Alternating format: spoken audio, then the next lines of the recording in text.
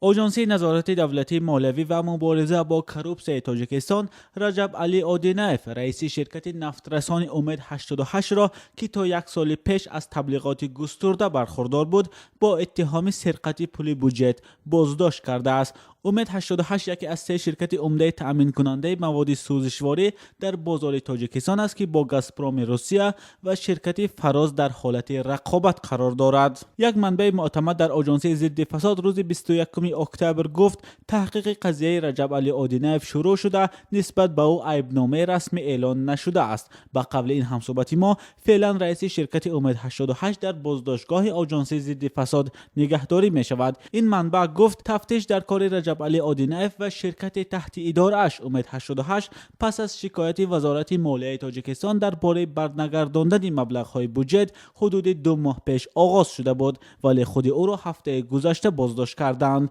به قبل مصاحب ما عیبنامه رسمی نسبت به رهبری شرکت امید 88 اول هفته آینده اعلان شده خود او احتمال به بازداشتگاه موقتی انتقال یابد. قبلا مسئولان شرکت امید 88 گفته بودند که رجب علی اودینایف در خارج قرار دارد. بازداشت رجب علی اودینایف در پی انتقاد رئیس جمهوری تاجیکستان امامعلی رحمان صورت گرفت. آقای رحمان روز 14 اکتبر در ملاقات با صاحبکاران و سرمایه‌گذاران داخل و خارج کشور از شرکت امید 88 انتقاد کرد که 170 میلیون سومانی مبلغ بودجت را برنگردانده است. او گفت امید 88 170 میلیون سومانی پول بودجت دولتی را سال سوم چهارم است که برنمیگرداند، نه فایز نه مبلغ بودجت دولت را. در آژانسی ضد فساد بر رادیوی آزادی گفتند حالا فعالیت شرکت امید 88 نیز زیر تفتیش قرار داشته آنها تلاش دارند راههای برگرداندن قرض این شرکت از بودجت را پیدا کنند. در چند روز اخیر در اکثر نقطه‌های فروش سوزشواری نشانی از اسم شرکت امید 88 دیده نمی شود. روز 18 اکتبر خبرنگاران رادیوی آزادی از چند نقطه بزرگ سوزشواری دیدن کردند که تا روز جمعه 13 اکتبر زیر برند امید 88 فعالیت داشتند.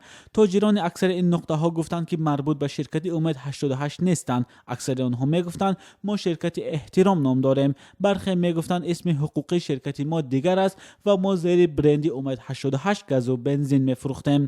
ولی چه سبب شد که یکی از شرکت های عمده با سابقه 21 سال کار در بازار سوزشواری مورد انتقاد قرار گرفت؟ برخی از تحلیلگران اشاره رئیس جمهوری تاجیکستان امامعلی رحمان را مایه اصلی این قضیه عنوان کردند. اقتصاددان ظفر عبداللهیف گفت در مرحله کنونی گفتن اینکه جای شرکت سابقه دار را در بازار رقیبان تنگ کردن بر وقت است. برای این دلیل لازم است و فعلا چنین دلیل روشن در دست نیست. شرکت امید 88 را سال 1996 صاحبکار رجب علی اودینایف تأسیس داده است. این شرکت محصولات نفتی و گاز مایع را از قزاقستان و روسیه و ترکمنستان وارد می‌کند. همچنین بیش از 70 نقطه فروش محصولات نفتی و گازی شرکت امید 88 در سراسر تاجیکستان فعال است. امید 88 یکی از سرتبلیغ ترین شرکت‌های نفترسان تاجیکستان عنوان می‌شود.